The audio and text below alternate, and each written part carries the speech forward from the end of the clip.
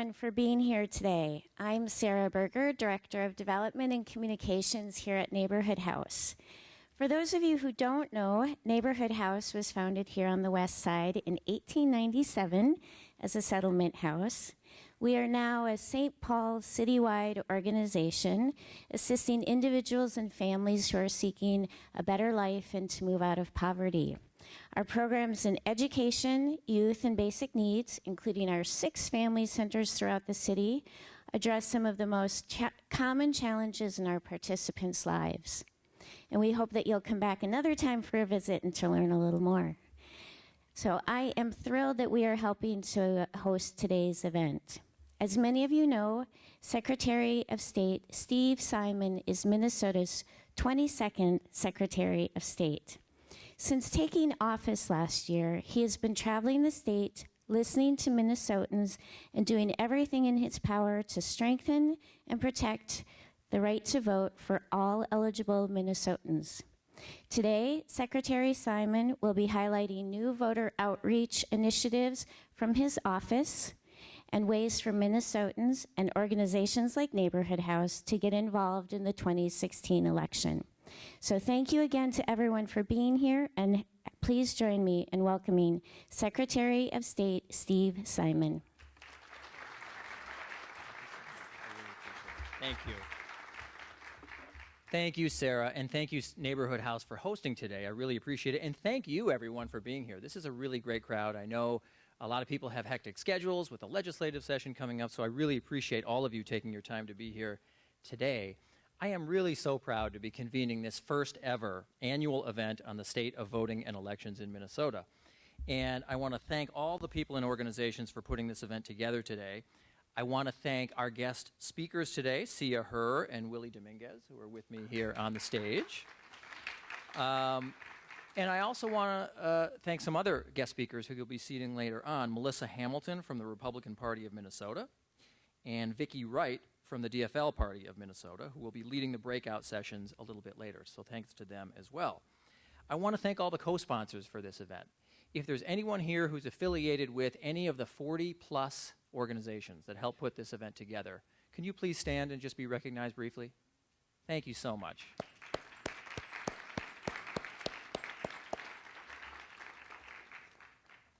Now, you're all very distinguished guests, of course, each and every one of you, but I hope you won't mind if I just take time out here to single out just a few. First, I want to thank very much our Lieutenant Governor, Tina Smith, who's here today. Thank you, Lieutenant Governor Smith. Thank you. Also here today, or shortly on their way, are Senator Jim Carlson of Eagan. I don't know if he's here yet. Okay. And Minneapolis City Council member Jacob Fry. I want to thank them for their leadership on elections issues where they serve as well. If there are other elected officials here who I have missed and just somehow overlooked, could you just stand and be recognized? Okay. Well, thank you one and all for being here. I appreciate it. I know we also have representatives from the office of Senator Al Franken, Congressman Keith Ellison, as well as from the various state legislative caucuses on both sides of the aisle. Thanks to one and all for being here. I appreciate it. 2016, of course, is going to be a big year. We all know that. And it's not just any year. It's not just only a presidential election year. It is an open seat presidential election year. And as you know, if past history is any guide, that open seat status will inspire extra energy, increased activism, and higher turnout in Minnesota. We know that. And at my office, we can already feel that. This is going to be a huge year in Minnesota. Let me give you an example. Earlier this month, of course, you know, in our neighbor to the south, they had the Iowa caucuses. In a 48-hour period in and around the Iowa caucuses, there was a spike of 2,000 online voter registrations here in Minnesota. And I just checked this morning, yesterday alone, as we approach Super Tuesday and our own caucuses, just in one day yesterday, 1,200 people registered online in Minnesota. That is amazing. So, Minnesotans are clearly ready to make their voices heard already. And in 5 days, of course, we're all going to get that opportunity. In 5 days, on Super Tuesday, the election season will officially kick off in Minnesota as tens of thousands, and probably more, are going to gather in places all over the state for one of our great traditions, the precinct caucuses. Now, who here is planning on attending a precinct caucus, whatever party? Raise them high. Okay, good. Now, how many of you are going to make sure that you tell other people to attend a precinct caucus? Raise them. All right, that's what I like to see. That's good. For those who haven't raised their hand yet, I hope that today will hopefully change your mind. Now, our guest speakers today are going to talk more about this later in the program, of course, but I'm guessing that everyone in this room has some notion in their head that going to a caucus is a great way to show support for a candidate, to help shape the presidential nominating process, to be heard on an issue, and to get to know neighbors in a community setting. I hope all of you, regardless of political party, will take advantage of that opportunity. Of course, when you look at the calendar, precinct caucuses will be followed in pretty short order by state, local, and then, of course, national political conventions by the political parties. Then in August, we're going to have our state primary election, as we always do. And in September, we'll have National Voter Registration Day. You may not have heard of it, but I'll explain that a little bit later on. And then finally this year, General Election Day falls pretty late. It falls on November 8th this year. So November 8th is the day that we're all working towards. Now, the role of my office in all of this will be, of course, to be the Chief Elections Administrator. But I see the role as really something more than that. It's not just being the Chief Elections Administrator. The role of our office really is to protect and defend and strengthen the right to vote. And my personal mission as the occupant of that office is pretty simple. You can put it on a bumper sticker. My mission is to make it as easy as possible for all eligible Minnesotans to register and to vote, period. That's it. It's pretty easy. So last year, I really had the great fortune to travel to all 87 Minnesota counties. It was a great adventure, and I did it not only to meet with Minnesotans in their hometowns, but to gather their ideas about how to make our system better, not just in elections, but system-wide. And I also wanted to make sure that our office was doing our part to eliminate voting barriers for eligible Minnesotans and to encourage Minnesotans to vote. And I hope to do that again this year. Now, in Minnesota, we have a tradition of winning. We do. We have a tradition of winning. We have a well-deserved reputation for excellence and for achievement. We're not perfect. We have a long way to go. We have flaws. We have challenges. We know we have a lot to work on. We know that not every community and every person shares in the fruits of our victories and our successes. We know that. But at the end of the day, we are leaders, we are innovators, and we Minnesotans are strong competitors. We've got the most lakes, of course. We produce the most sugar beets and the most turkeys. We are the most literate state in America. We've given the world some of the true greats. I'm talking about Prince, Bob Dylan, F. Scott Fitzgerald, Josie Johnson, Roy Wilkins, Hubert Humphrey, to name just a few. Most importantly, though, for our purposes here today, we've led the way in Minnesota on election reform and on voter turnout. For 9 elections in a row, Minnesota was #1 in the country in voter turnout. That is extraordinary.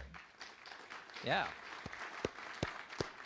It is great, but, and you knew there was going to be a but, the but is that in 2014, we fell off of our perch.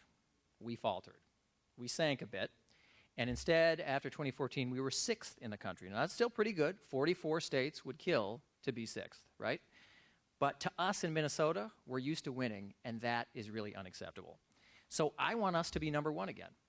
That's what I want for all of us. I want Minnesota to get back to its winning ways, and I want us to lead the nation again in voter turnout. So today, I am issuing a challenge.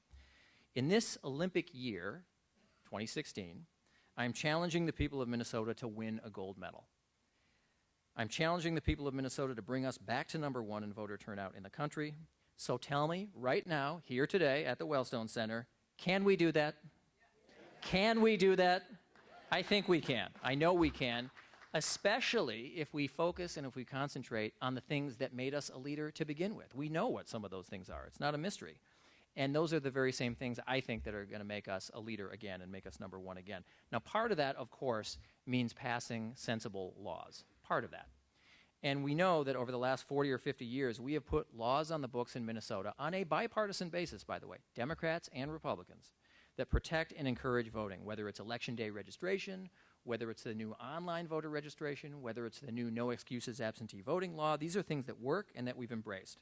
And that work continues, even recently. This last legislative session in 2015, I was pleased to work with Democrats and Republicans to ensure that employees in Minnesota get time off from work to vote in all regularly scheduled elections. That is new. Our thinking across the board was, if you're going to vote in Minnesota, you shouldn't face a consequence at work for doing that. And now that's the law, thanks to a lot of good people around the state, including at the legislature. I also worked with Republicans and Democrats at the legislature to give equal voting protection to all members of our National Guard. That wasn't there before. Now it is. Thanks to a lot of helping hands, we got that done. And I'm going to keep working to make it easier to vote for all eligible citizens, especially for our veterans and those serving our country at home and overseas. But obviously, there's more to do.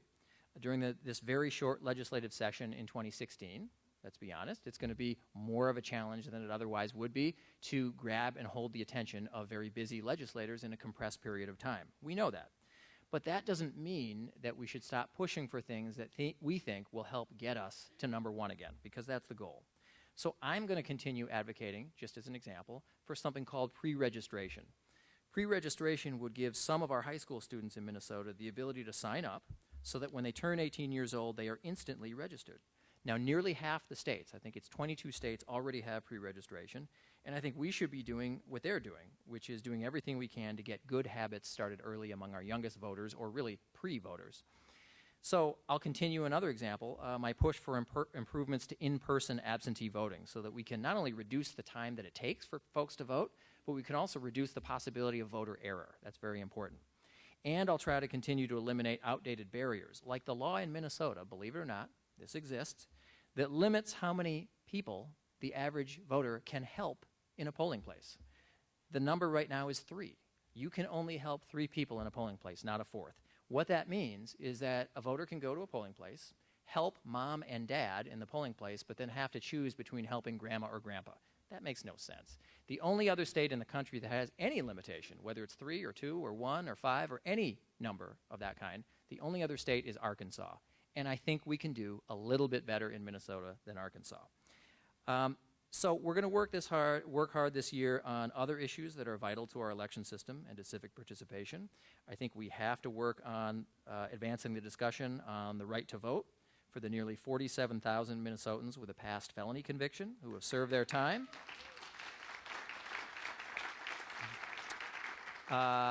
These are folks who have served their time, sometimes many, many years ago, and are living in our communities.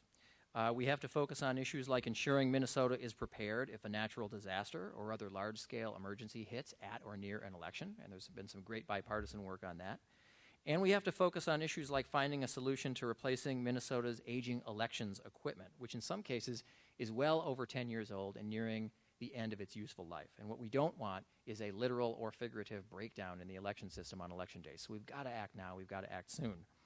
But let's be honest here today. I think we need to be honest with ourselves. New laws alone are not going to move us to number one in voter turnout where we belong. They're just not. New laws are useful, of course. They can knock down many barriers and open up opportunities for participation. But new laws themselves don't inspire people to vote. You need more than that. And new laws certainly don't break down barriers of the mind, barriers of attitude, like cynicism or disillusionment with the process. That's a tougher project. And so we need to do more, and that is really where all of you come in, today and every day between now and November 8th. So I want to focus today and every day until Election Day on outreach. Now, everyone in this room knows that voter outreach is key, especially in today's polarized political environment, an environment that really too often leads not only to disillusionment, but even disgust with politics in the modern United States of America. But all the laws in the world won't matter to any of those issues if we don't connect those laws to people's lives. We know that. So the responsibility for much of that, for animating and motivating people, the responsibility for much of that, of course, lies with candidates themselves, with political parties, with campaigns. They've got to do their part to get people excited and interested in actually going and voting. That's true. But all of us in this room who are not candidates up for office, who are not political parties or campaigns, we have a role to play, and it's a very, very important role. Now, from my perspective, the traditional voter outreach message by non-candidates, basically people like us in this room this year, the traditional message has tended to focus on altruism. The idea that people should vote because it's a good deed. They should vote because it's the decent thing to do. They should vote because people fought and bled and sometimes died for the right to vote in this country, not just on foreign battlefields, but in places like Selma, Alabama in the 1960s. I imagine that that pitch appeals to all of you, as it appeals to me. But that altruism only goes so far. And I think we need to be smarter about how we talk with people about voting. I think we need to focus a little bit more on appeals directed towards self-interest. The idea that voting is a good deed, it is something we should do, but voting also helps each and every person who is a voter. The idea that voting on Election Day will advance the issues, the causes, the outcomes that people care about, and that basically voting gives voice to our values. So my office can help with that, and we will. Between now and Election Day, we'll be leading a strong and unprecedented effort for my office to reach out to all voters, especially young people, especially new Americans, especially people of color, and especially members of our armed forces who put on the uniform of this country. That's where we need to concentrate. And as for young people, for example, in 2014, even in Minnesota, an off-the-charts voting state, even in Minnesota in 2014, only 20% of our youngest voters, ages 18 to 24, voted. 20%. That means 80% stayed home. And if you want to go back to the last presidential election year in 2012, 4 years ago, it was higher. It was about 57%, but that's as compared to about 77% for the rest of the state. So clearly we have work to do. As for new Americans, language barriers and confusion have led to turnout levels that are far below potential. And as the son of an immigrant myself, and as a Minnesotan who's proud of our newest infusion of new Americans, I know that we can do better than that. Thanks. So as for communities of color, we know that whether it's the African American community, Asian or Latino communities, they've sometimes struggled with lower voter turnout. As for service members, those serving in our military, in 2014, only slightly more than half of the ballots that were sent to Minnesotans serving in the military actually came back and were returned to our office or to some other office. Think about that. Ballots were requested, they were sent, and only a little bit more than half ever even came back. I know that in this area as well, we can do better. So we can focus on those groups, and we will work to bring outreach efforts to all Minnesotans, but we need partners. I'm here to tell you, make no mistake, our office cannot do that alone. We just can't. That would be unrealistic, and that's just not going to happen. We have truly talented staff here, like our really great Director of Voter Outreach, Jeff Narrabrook, who's here with us today. He and his team, they're doing a great job. They are doing a great job, but they're a small team. They're a few people. We've got a state of 5 million people, 5.3 million people in Minnesota. So we can't cover a state of 5.3 million people on our own. We need partners, and we need innovative strategies to engage voters. Fortunately, after talking with some experts, not just in Minnesota, but around the country, I'm really excited to announce a series of new outreach strategies moving forward. Now, to start with, when it comes to outreach, we believe that competition works. Competition works, especially in Minnesota because, as I said, Minnesotans like to win. But it's not just competition among states in voter turnout. It's competition among various ways of making a difference. It's voting on the one hand versus something else, some other way of making a difference on the other. And sometimes people choose between the two, even though they don't have to. That's especially true of our youngest citizens. So recently, USA Today, the newspaper, and Rock the Vote polled millennials in the United States. Now, you hear that term a lot. It's usually defined as people born basically after 1980. And the poll found that 60% of millennials surveyed said that they planned to vote in 2016. But 55% agreed with this statement, quote, "There are better ways to make a difference than voting," end quote. So at the same time, a majority of these millennials say that voting is a way to change things in their communities, and a majority believes that their vote could actually decide an election. So that's good news. The bottom line to me is that millennials are not always convinced that voting is the best way to make an impact, but contrary to what you hear in the news media and elsewhere, millennials do understand the value of their vote. They do get that. So that means we have work to do to find ways to turn that understanding into action among our youngest voters. To that end, we are launching 2 competitive initiatives aimed specifically at our youngest voters.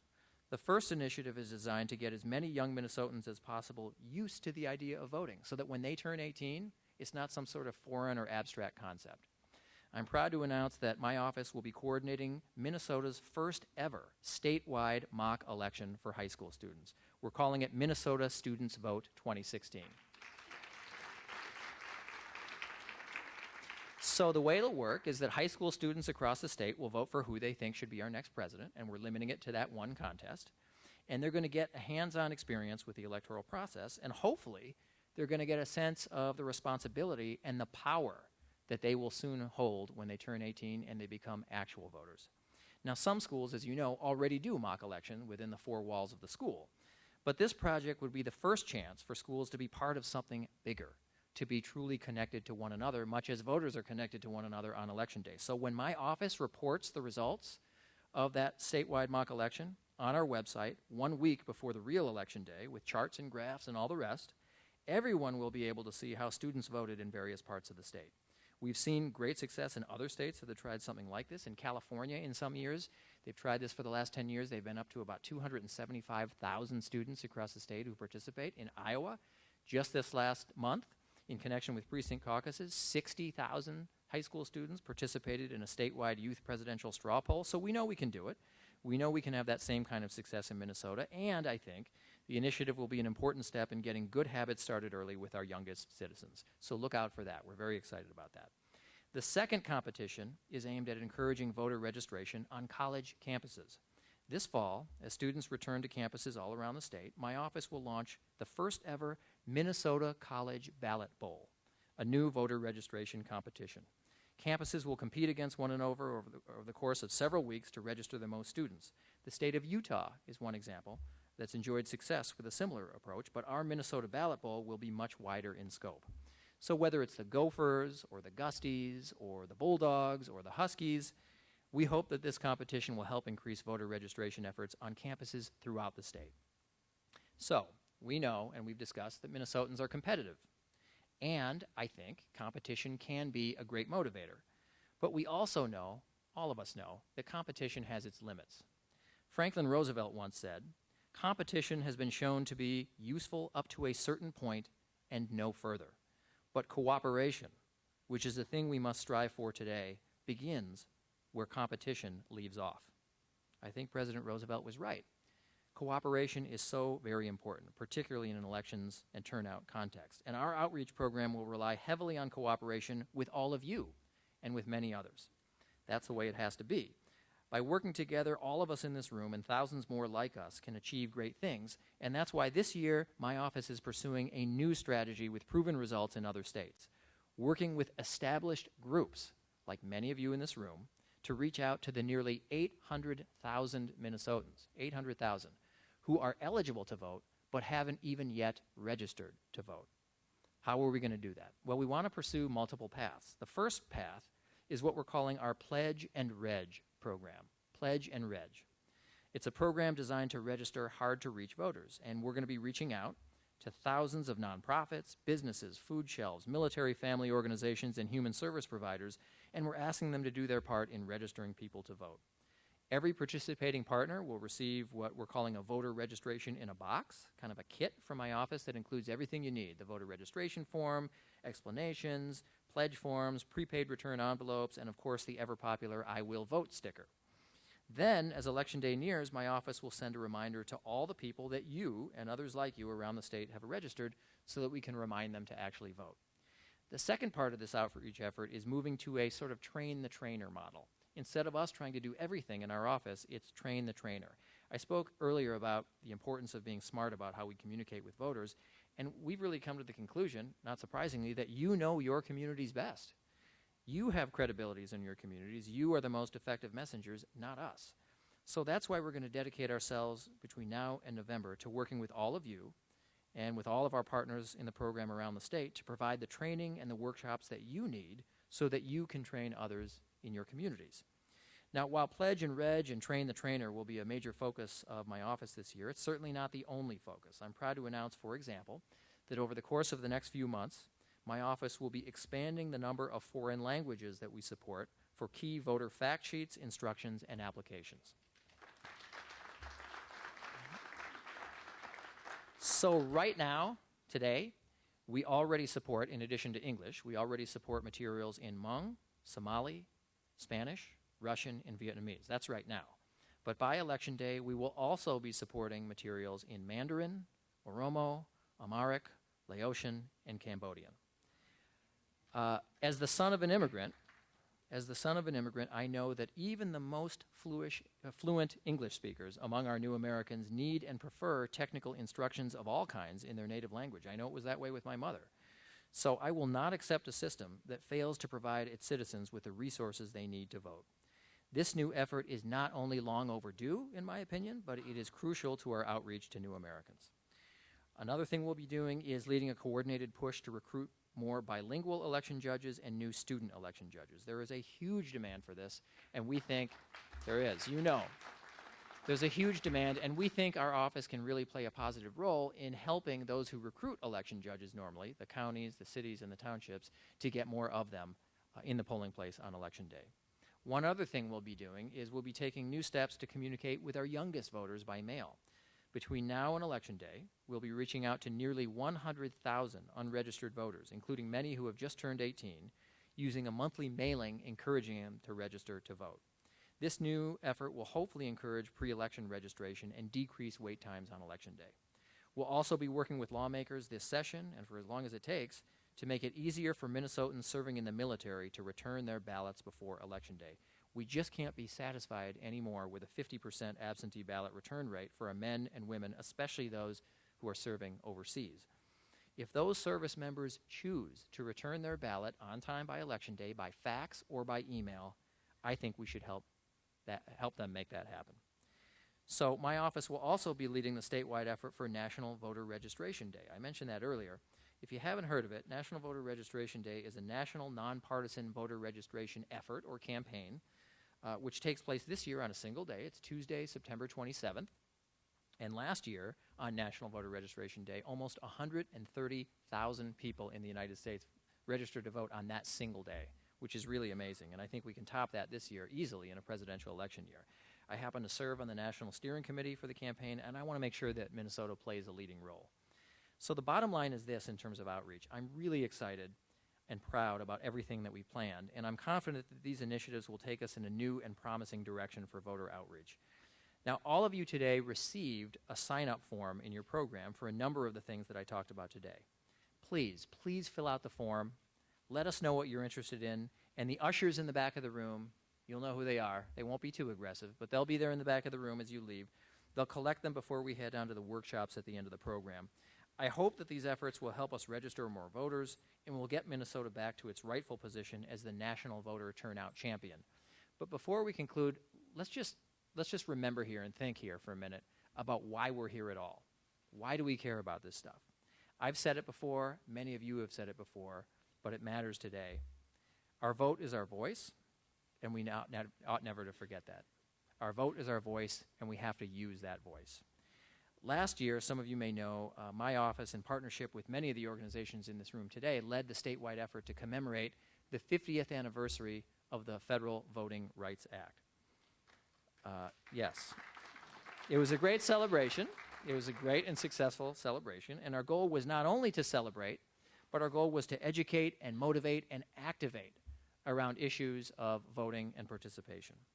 The president who signed the Voting Rights Act into law, Lyndon Johnson, once famously said, "A person without a vote is a person without protection." Wise words. But you know, sometimes the importance of the right to vote can come not from a president or a politician or a VIP or a celebrity. Sometimes the best advice when it comes to voting comes from someplace simple and someplace ordinary, like the T-shirt that I once saw in Rochester. The T-shirt said, "Failure to vote is not an act of rebellion, it's an act of surrender." Let's not let eligible voters in Minnesota this year or any year surrender their power. We can't let them do that. So once again, I challenge Minnesota to return our state to #1 in voter turnout. And to the people in this room and to thousands of nonprofits and businesses across the state, I challenge you to help us make that happen. As citizens and as leaders and as people who care about voting and participation, Minnesota needs your help, and I need your help. I need your help and your suggestions for names of other citizens groups, organizations, coalitions, regardless of ideology, regardless of where they might be located in the state of Minnesota, so that we can partner with them and reach out to their members and affiliates and customers and associates. So I need all of you, if you can, to sign up and participate in our Pledge and Reg program and encourage others to do the same. Together, I know that we can and we will get Minnesota back to #1.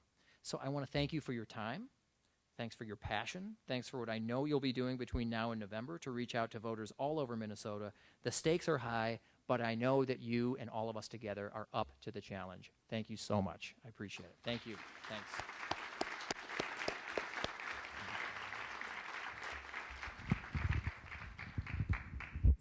With that, I want to give just a little bit of a sneak preview of the breakout sessions that you're about to see and hopefully attend. In a few minutes, we're going to transition there, but I'm really pleased today to be here with Sia Her and Willie Dominguez, who I introduced earlier, who will help to facilitate the sessions on recruiting election judges and participating in precinct caucuses. So Sia is the executive director of the Council on Asian Pacific Minnesotans, and Willie is the board chair of Parents in Community Action, Inc., otherwise known as PICA. Sia, I'm going to start with you. I'm wondering, and this is sort of a broad and sweeping question, but this is just a sneak preview. Can you talk for a few minutes, or just a little bit, about what you see as the importance of recruiting diverse election judges and about the session that you'll be kicking off here just in a few moments? Absolutely. Thank you so much, Secretary Simon, for inviting me to join you here today, and thank you, all of you, for being here today with us. Let me just first start off by touching on what an election judge is, because different states do use different terminology. So election judges aren't really judges. They're just the name that we give to poll workers in Minnesota. And these are the people that you see when you go to vote. They help you to sign in, or they register you, or give you a ballot, and so forth. And these election judges are just temporary paid employees. By law, if you would like to serve in this capacity, you are guaranteed the right to get time off work to do so. So before we go any further, could I get all of you in the audience who've ever been an election judge, would you raise your hand? Great. Well, thank you so much for serving in that capacity. Everyone, let's give them a round of applause. Thank you. So as executive director of the Asian Council, and prior to coming to the council, I spent many years on the campaign trail, and so I know firsthand the importance of having a diverse pool of election judges, and so I'm personally invested in helping to recruit the judges that we need, because all of us know that they're incredibly important to our democracy. It's their job to uphold election laws, and we know, those of us who've been election judges before, that there's a lot that goes on behind the scenes to running an effective polling place. Election judges work with the local election officials to manage all aspects of the polling location. It is the job of the election judges to make sure that voting is fair, impartial, and private. And it's also their job to give voters information on how to mark and cast their ballot. And so, next, we know that we need a very large workforce. I think Secretary Simon made several really important points earlier. And in fact, I'll just add that there are about 30,000 people who serve as election judges in a major election year, such as this year. For several reasons, it's really important that our election judge workforce be representative of our state's population. Again, as executive director of the Asian Council, I know that the Asian American community is the fastest growing ethnic group in the state and across the nation, and that tells individuals such as myself and Secretary Simon of the great need on the ground for election judges. So it's really important, again, that these election judge workforce be representative of our state's population, because we know that the current election judge workforce is aging, and a large number may very well retire from their positions in the coming years. Also, as more technology is introduced into the polling place, we want to make sure that we have a large pool of workers who are confident in managing the equipment. In many cases, technology is not something our oldest election judges are comfortable managing. We also know, as Secretary Simon said earlier, that there is a shortage of bilingual election judges for languages such as Hmong, Somali, and Spanish. Many of the seniors in these cultural communities and other cultural communities don't speak English very well, if at all. In fact, many of them are not fluent or literate in their own native language. And so one of the things we want to see is more bilingual election judges inside the polling place to help these voters. And in the session that I'll be at, we'll look at what it takes to become an election judge, how to apply, and how you can spread the word to help us recruit. So if you do end up, though, attending the caucus session instead, but want to learn more about how to become an election judge, you're welcome to visit the Secretary of State's website, and that's mnvotes.org. That's minnesotavotes.org. You can click on Get Involved, and there you'll find information on how to become an election judge and some templates that will help you to spread the word to your networks. So I hope I've addressed your question, Secretary Simon. And so to the audience, I look forward to continuing the conversation in the workshop that I'll be at. Thank you.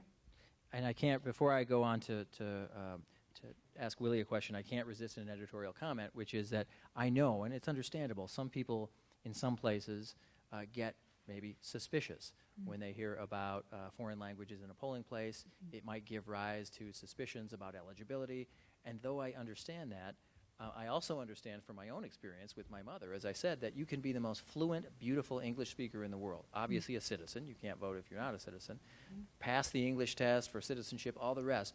But it is natural to want technical instructions in your own language. And I know with my mom, whether it was a government document or, you know, how to repair the toaster, she was much more comfortable with things that were technical in her native tongue. It didn't mean she wasn't fluent. It didn't mean that, you know, she couldn't speak English. I mean, the point is, I think there's a lot of education that needs to go on about why we need this. It's not to facilitate anything bad or wrong. To the contrary, it's a lot of new Americans who are just more comfortable and therefore more apt to understand what's before them if they have something in their native language. Right, absolutely. I mean, I wholeheartedly agree. I think what we know about many of our new Americans is that you know, their historical experiences haven't always included the very act of casting a ballot. You know, they haven't necessarily had very long histories of participating in their own governance. And so the fact that we have individuals in the polling location that look like them, that can go above and beyond to just explain what it is they're about to engage in is really just a welcoming sign. And that's often the most important thing that we can do, is just to open up the door and say welcome, and then the rest of the way they'll follow through on their own. But yeah, absolutely. Well, thanks. Agreed. I hope that's piqued some interest about the breakout session. Willie, I want to turn next to you, just again as kind of a sneak preview for folks who want to attend your session. You're going to be helping to facilitate a discussion with members or representatives from both the GOP and DFL parties. Right. And I want to say here, it's not just those two parties that will be having precinct caucuses on Tuesday, and you can go to mnvotes.org, our website, and find out how to find out information about those other parties as well. So I know it's not just those two, but that's your session. Can you say a word, again, a broad sweeping question here, but can you say just a word about the importance of precinct caucuses? 5 days, Super Tuesday, why should people go? Why is it a big deal? Well, thank you very much, Senator. He wanted to be a senator, but he became Secretary of State. How about that one? So let's give it to the Secretary of State, Steve Simon. He's done so much work. Great work, Steve. I had the opportunity, by the way, to serve with Steve in the House, and he was working on these issues even before he became Secretary of State, put a lot of laws into effect that really would help a lot of people get to the voting polls, and I appreciate that very much. But to answer your questions, bienvenidos, ¿cómo están todos? ¿Bien? Qué bueno que vinieron a vernos. Tu voz es tu voto. Your voice is your vote. And I hope that you come to my caucus training, because that's where the party starts. If you love a party, that's where it starts. That's where you get to be your own voice. You could come on out, bring some resolutions with you, and we'll talk about that in the caucus session also, how the resolutions work. But the primary thing that Steve asked me to talk about is what caucus is really about. Caucus is really about the first process in the elections. When everyone comes out, they go to different precincts, and the precincts can be found on the website. Steve has a website out now. He just came out on February 8th on the website site, so check that out. And we can get more information at the workshops. But one of the things that we'd like to talk about is the different areas that you need to go caucus. Caucus is the time, again, that everyone comes out and talks about being a delegate or an alternate. Now, a delegate is one that can go into the conventions, they get their voices heard, they're sitting on the floor of the conventions, and the alternates are the ones that If the delegates cannot make it to the conventions, they sit in for those delegates. It's very important. It's very important that we get people out this year. You know, the elections this year is more important than any other elections that we have ever had, they'd say. We have a lot of people running for president, and I'm not going to get into who's running, but you know the story. One of the things I also want to make mention, for those of you who've never been to a caucus, please come. It's important. It's not only important to learn about the process, it's important to learn about what other people are talking about. If you can't vote, and if you're an immigrant person that's on the verge of becoming a citizen, this is an important time to you to come and train yourself on being a delegate or an alternate. It's very, very important. I hear a lot of times, well, that's not important for me. They're going to do what they want to do. You know, why should I sit there for hours and hours and hours of just talking about a bunch of I don't know what? But that's not the way it goes. If you want your voice heard, if you want your voice in your communities that you serve, and a lot of you are coming from different organizations that need assistance in providing those people with the opportunity to go to a caucus. Now, how many are going to caucuses? Wow, that's a good number of people.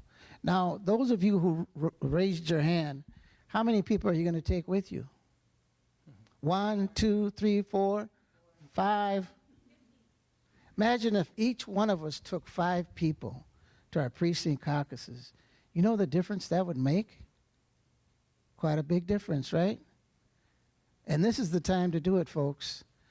This is the time to really get your people involved in the caucuses because, again, that's where your voices primary are going to be heard.